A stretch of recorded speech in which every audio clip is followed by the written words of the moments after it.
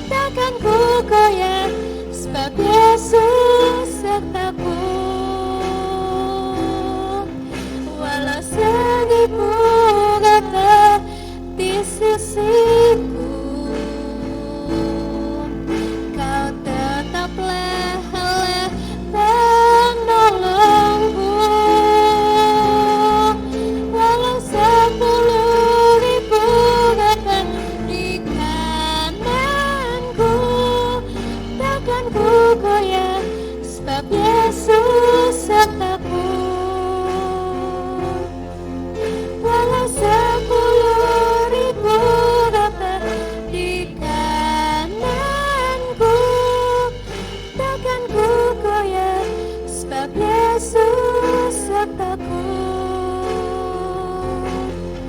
walau 10.000 rapat di kananku, takkan ku goyah sebab Yesus sertaku, takkan ku goyah sebab Yesus sertaku.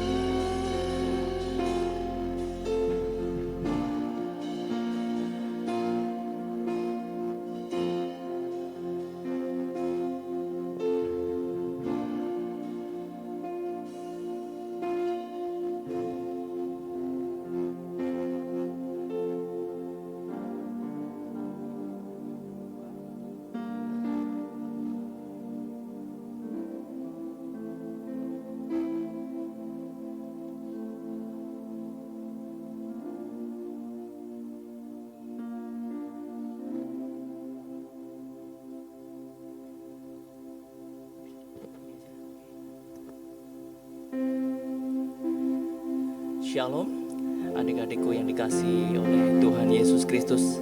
Saya sangat bersuka cita setiap kali kita bisa mendengarkan firman Tuhan, bersuka cita bahwa ketika pandemi ini terus seakan-akan tidak berakhir, seakan-akan belum berhenti, tetapi ada suatu sukacita yang Tuhan taruh di dalam diri saya sendiri ketika melihat bahwa di tengah gelombang pandemi yang belum berakhir, kita tetap bisa percaya kepada Tuhan. Mata kita bisa terarah kepada Tuhan, dan itu adalah anugerah yang terbesar. Saya berdoa bahwa saya berdoa bahwa hingga akhirnya kita tetap setia mengirim Kristus. Haleluya. Pada kesempatan hari ini saya diberikan tema untuk berbagi sharing firman Tuhan, yaitu mengenai MPP, dan saya berikan judul adalah kelompok kecil yang berdampak besar.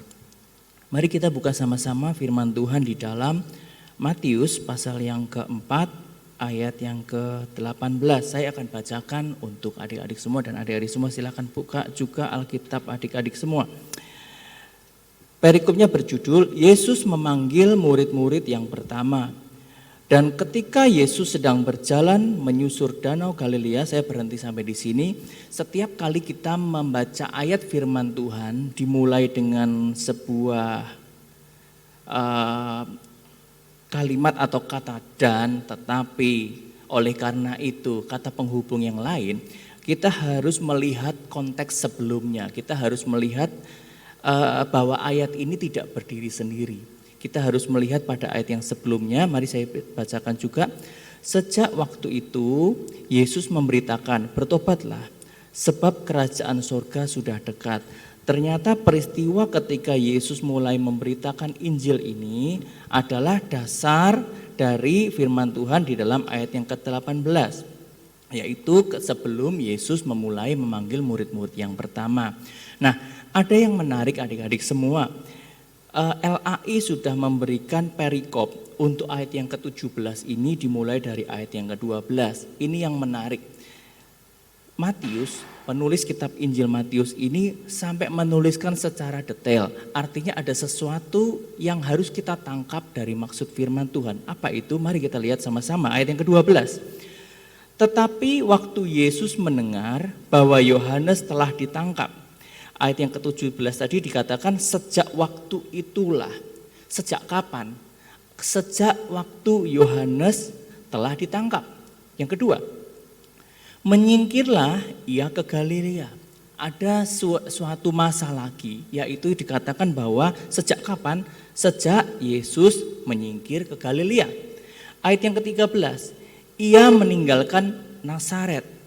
Diulang lagi, ada sebuah kalimat perulangan yang ditulis oleh penulis Injil Matius, yaitu Matius sendiri, seakan-akan ingin menegaskan sebuah waktu yang khusus, bukan sebuah waktu yang pada umumnya. Ingat, di dalam bahasa Yunani kata waktu itu sebenarnya ada dua istilah. Yang pertama adalah kata kronos.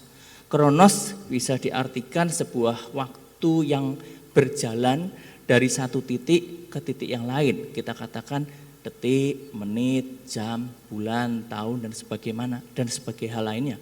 Tetapi ada kata yang kedua yaitu kairos. Nah, ini yang menarik. Jika penulis Injil Matius mengulangi sebuah statementnya bahwa mengenai sejak waktu itulah, yaitu kapan? Sejak Yohanes ditangkap, sejak ia berada atau dia menyingkir ke Galilea, ketika ia meninggalkan Nazaret, sejak Yesus diam di Kapernaum, sejak dia ada di tepi danau di daerah Zebulun dan Naftali, penulis Injil ingin menyampaikan sebuah pesan bahwa Yesus bekerja itu memiliki waktu yang khusus. Dia tidak kerja secara sporadis, termasuk ketika dia memanggil murid-muridnya. Nah, ini yang menarik adik-adik semua, bahwa apa pesan yang Tuhan mau sampaikan buat kita di masa yang sekarang? Sadarkah kita bahwa murid-murid ini yang dimaksud adalah saudara dan saya? Mungkin selama ini kita sudah menjadi seorang Kristen, kita sudah menjadi anak-anak Tuhan, bahkan dari bayi kita sudah menjadi seorang Kristen. Tetapi kalau firman ini pada hari ini adik-adik dengar kembali, mungkin adalah waktu adik-adik, bahwa ini adalah kairos Tuhan bagi adik-adik untuk memanggil secara pribadi. Saya tidak berkata bahwa adik-adik nanti akan harus menjadi seorang pendeta, akan mengembalakan sebuah jemaat.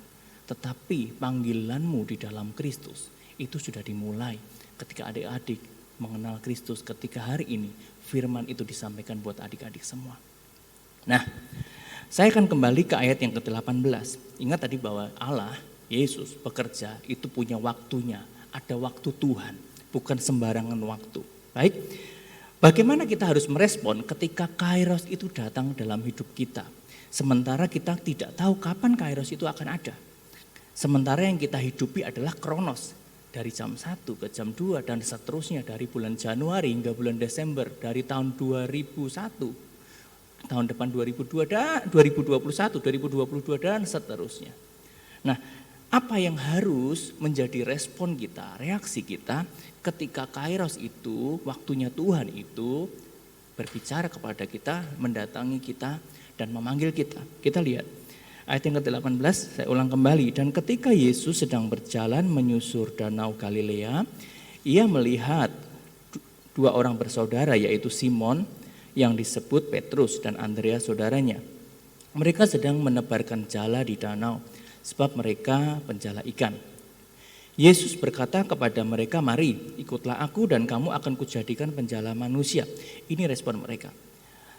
Lalu mereka pun segera meninggalkan jalannya dan mengikuti dia. Adik-adik semua, ketika waktu Tuhan memanggil kita pada kairosnya dia, ada dua pilihan yang diperhadapkan kepada kita.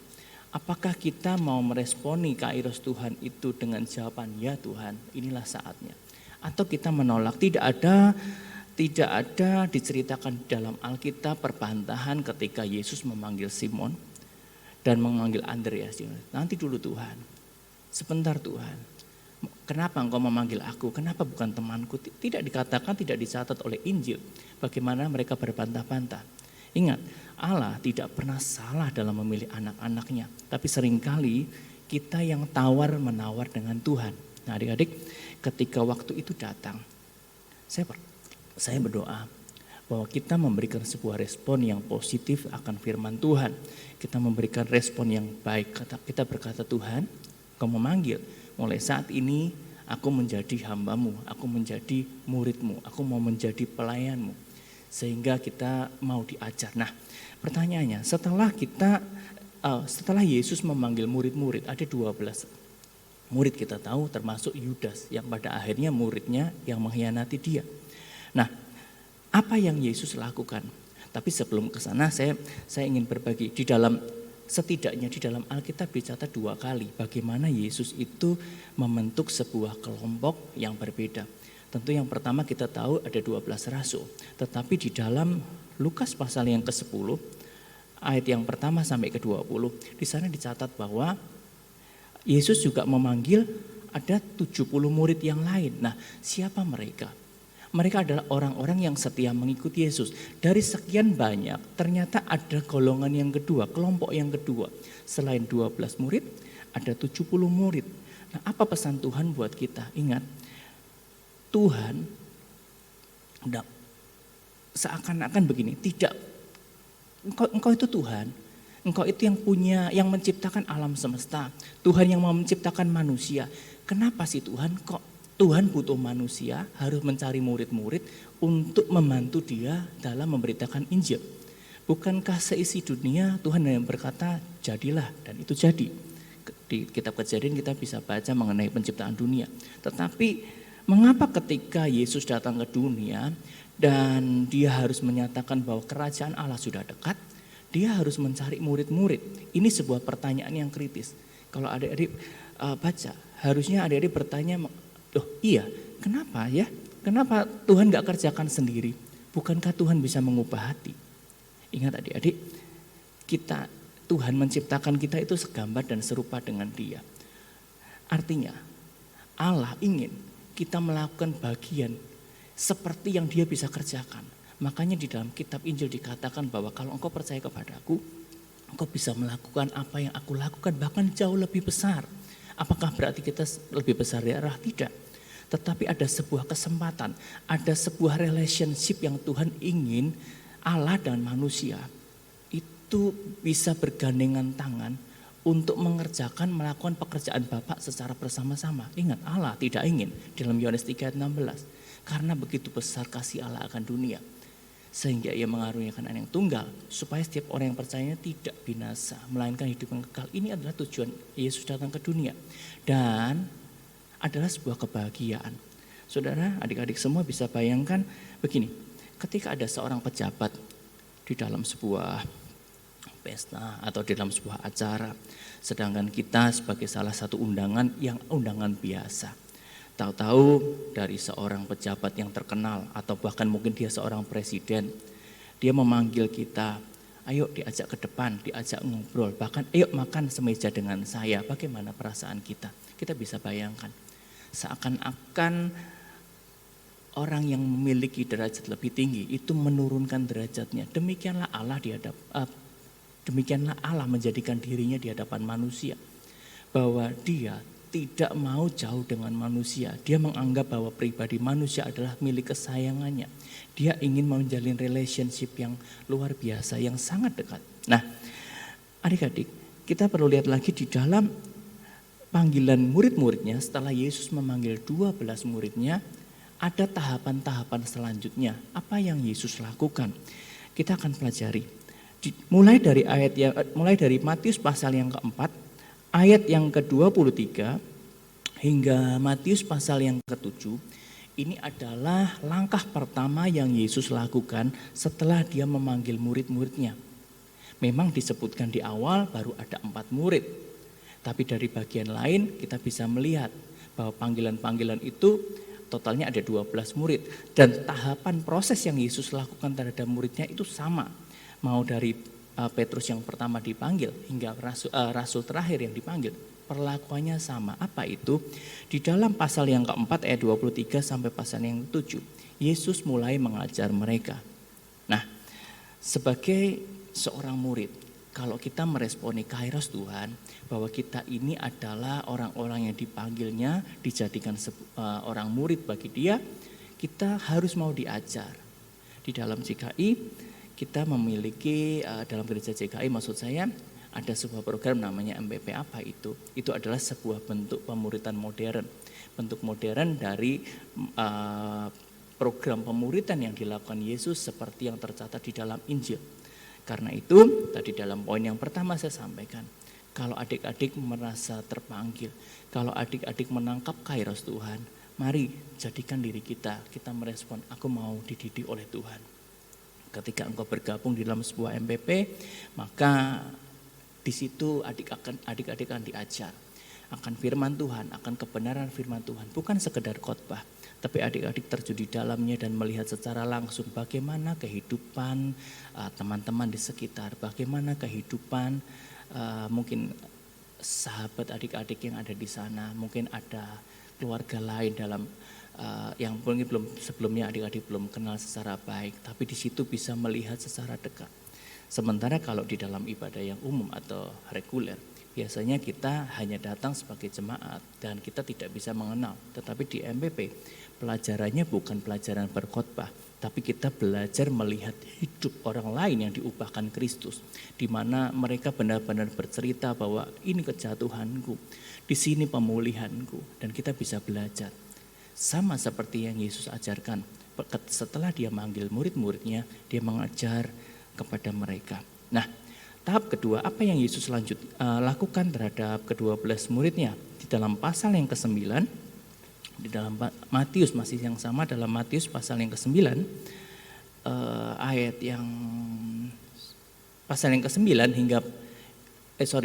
Matius pasal yang ke-8 hingga pasal yang ke-9 ayat 1 sampai 34. Di situ Yesus menunjukkan atau mendemonstrasikan kuasanya.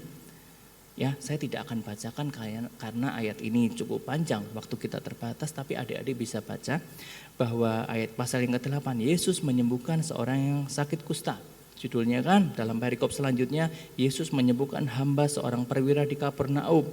Perikop selanjutnya, Yesus menyembuhkan ibu mertua Petrus dan orang-orang lain. Saya yakin bahwa murid-murid yang dipanggilnya ada bersama-sama dengan dia. Kenapa? Kenapa harus seperti itu? Karena Yesus menunjukkan bahwa ada kuasa. Kamu itu dipanggil, itu nanti akan diberikan sebuah kuasa. Ada kuasa ilahi. Selama ini pengajaran atau ajaran-ajaran yang mereka terima dari ahli-ahli Taurat, itu adalah ajaran-ajaran yang bersifatnya adalah punish and reward. Selalu ada hukuman dan ada hadiah. Orang yang melanggar harus memberikan korban ini dan korban itu, korban ini, selalu ada punish and reward.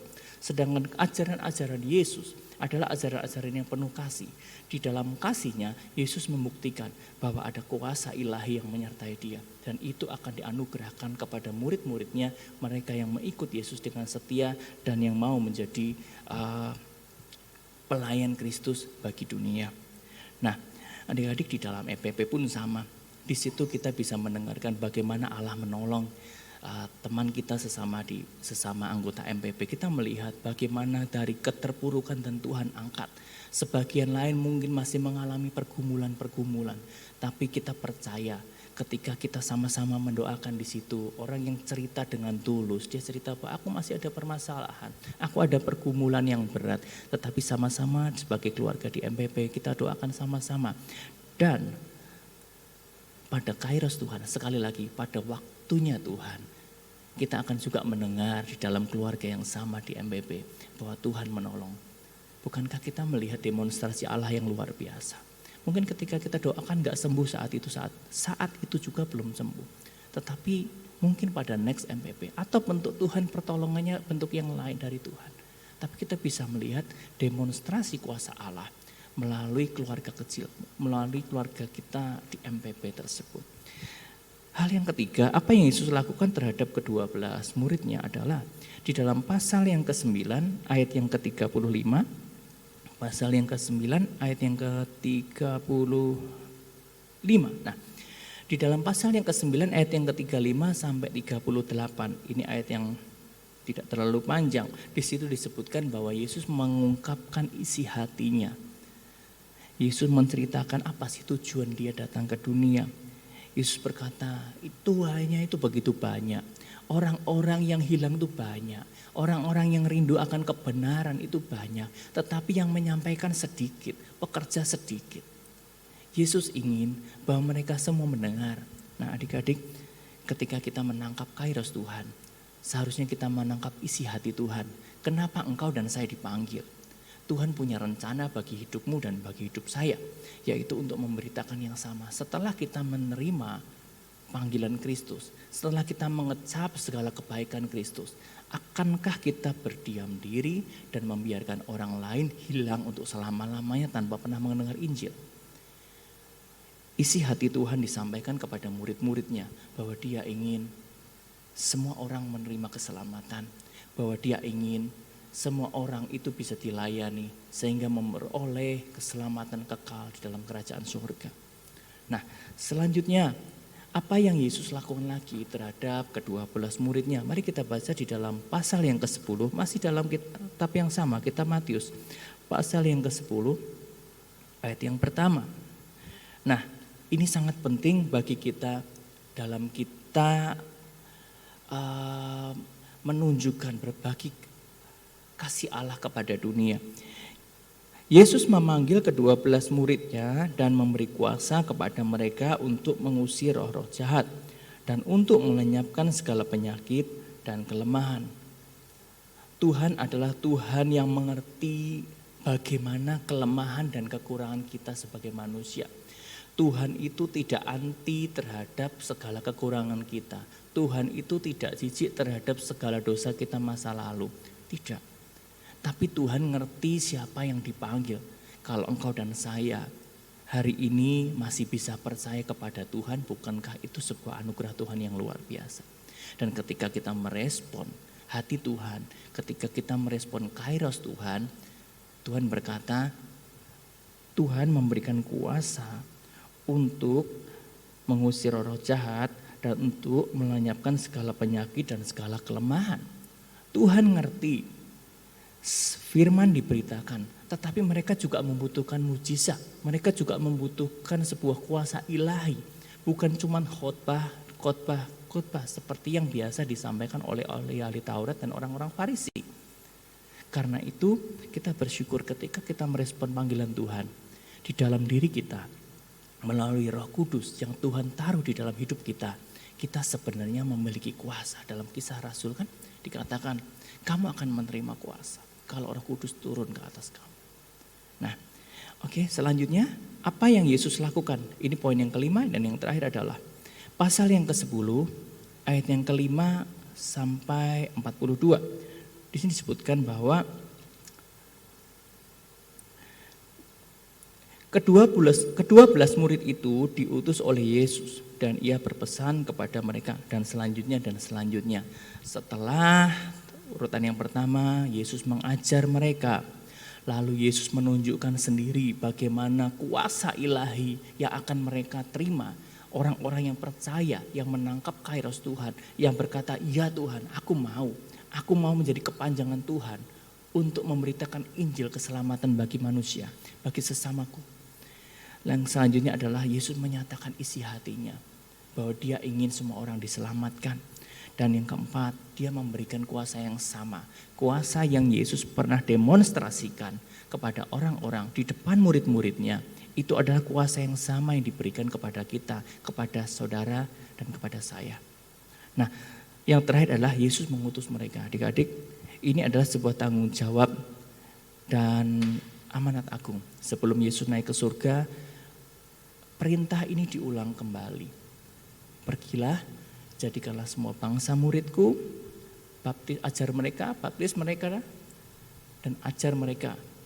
Nah, itu berlaku juga bagi kita sekarang. Sebagai anak-anak Tuhan yang telah menerima keselamatan, ada sebuah PR besar bahwa kita tetap harus yang namanya memberitakan Injil. Sekali lagi, memberitakan Injil bukan berarti kita harus sekolah teologi, bukan berarti kita harus menjadi pendeta, bukan berarti kita harus mengembalakan jemaat. Tidak. Dalam kehidupanmu, di dalam kehidupan adik-adik dan kehidupan saya, bagaimana orang melihat Kristus dan dia berkata, benar, ini loh anak Tuhan tuh kayak gini. Benar, kehidupan orang Kristen tuh kayak gini. Bukan justru malah gara-gara kita Yesus dicela. Seberapa banyak orang-orang Kristen yang justru malah menimbulkan hal yang memalukan buat Tuhan kita. Justru malah kehidupan kita mencerminkan, membuat orang lain jadi tidak suka, jadi menjauh dari keselamatan yang Tuhan beri. Nah, kita tentunya Tuhan tidak ingin kita menjadi seperti itu. Di dalam MPP tadi, yang tadi saya sampaikan bahwa dalam program gereja MPP, semua ini adalah menjadi bagian, mulai dari pengajaran, mulai dari demonstrasi yang Allah akan tunjukkan kepada kita, bagaimana isi hati Allah disampaikan, bagaimana kuasa Allah diimpartasikan dalam diri kita akan berani menginjil, kita akan berani memberitakan kabar baik kepada sesama kita, dan bagaimana kita keluar dan menjangkau orang-orang. Nah, kesimpulan sekaligus sebuah perenungan yang harus kita renungkan sama-sama di dalam MPP kita adalah yang pertama, Sadarkah kita bahwa murid-murid di masa kini yang dimaksudkan seperti dalam Injil itu adalah saya, adalah saudara.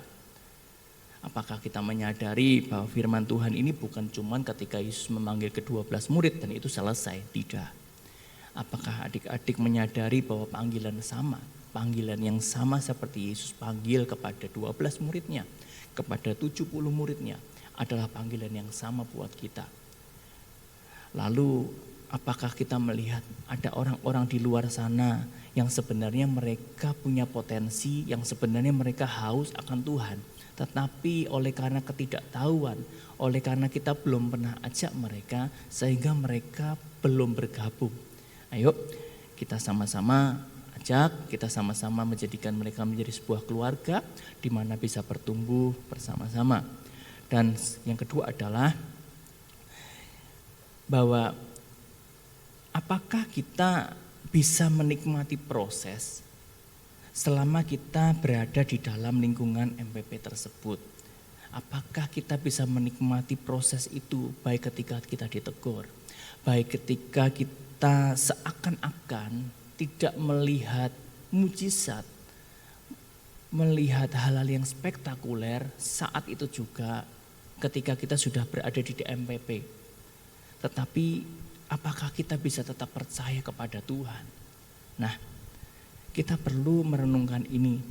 Dan ketika kita berada di dalam sebuah MPP, apakah kita merasakan sebuah pertumbuhan iman? Kita perlu membuat sebuah perenungan. Jika itu semua belum, kita melihat. Jangan salahkan, oh berarti MPP-nya nggak aktif. Bukan. Ada yang salah. Apakah benar kita sudah sungguh-sungguh ikut di dalamnya? Karena itu saya dorong. Adik-adik, mari ikut aktif, mari bertumbuh bersama di dalam MPP, di mana Anda ditanam, di situ Anda harus bertumbuh. Lalu yang ketiga adalah, siapkah kita untuk menerima kuasa yang ilahi? Karena hal itu memiliki konsekuensi. Ketika Anda memiliki atau dipercaya oleh Tuhan dan diberikan kuasa oleh Tuhan, artinya Anda tidak boleh mempergunakan itu untuk kepentingan diri sendiri. Kalian harus keluar. Anda harus keluar dan memberitakan hal yang sama. Seperti Tuhan memanggil Anda, seperti Tuhan menyelamatkan Anda, biarlah orang lain diselamatkan oleh Tuhan melalui kehidupan Anda dan saudara, saya dan saudara. Oke. Yang keempat adalah bahwa pemberitaan Injil adalah hal yang wajib. Apakah itu sudah menjadi mendarah daging dalam hidup kita? Kita sadari bahwa itu bukan sebuah tekanan, bukan sebuah beban, tetapi adalah sebuah amanat agung. Dan ketika kita menyadari bahwa itu adalah panggilan Tuhan yang sesungguhnya dalam hidup kita, kita merespon Tuhan, maka kita akan menginjil itu dengan sukacita.